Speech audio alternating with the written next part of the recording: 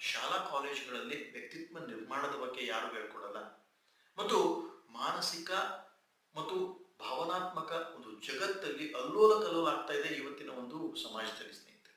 ಯಾಕಂದ್ರೆ ಮಕ್ಕಳಿಗೆ ಯಾವ ಭಾವನೆಗಳು ಯಾವ ಒಂದು ಸಮಯದಲ್ಲಿ ಹೇಗೆ ವ್ಯಕ್ತಪಡಿಸಬೇಕು ಅನ್ನೋದೇ ಗೊತ್ತಿರಲ್ಲ.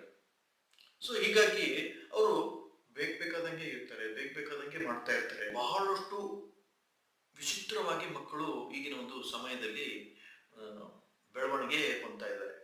ಅದಕ್ಕೆ ಬಹಳಷ್ಟು ಕಾರಣಗಳಿದೆ. ಆದ್ರೆ ಮುಖ್ಯವಾದ ಕಾರಣ ಪೋಷಕರಾಗ್ತಾರೆ ಮಗುವಿನ ಬೆಳವಣಿಗೆಯಲ್ಲಿ ಅಂತ ನಮ್ಗೆ ತಿಳಿಸ್ತಾ ಇದ್ದಾರೆ.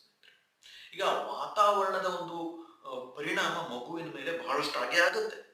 ಆದ್ರೆ ಈ ವಾತಾವರಣವನ್ನ ಸರಿಯಾಗಿ ನಿಯಂತ್ರಿಸಿ ಅದಕ್ಕೆ ಬೇಕಾದಂತ ವಾತಾವರಣವನ್ನ ಕೊಡುವುದು ಪೋಷಕರ ಕರ್ತವ್ಯ ಅಂತ ನಮ್ಗೆ ತಿಳಿಸ್ತಾ ಇದ್ದಾರೆ.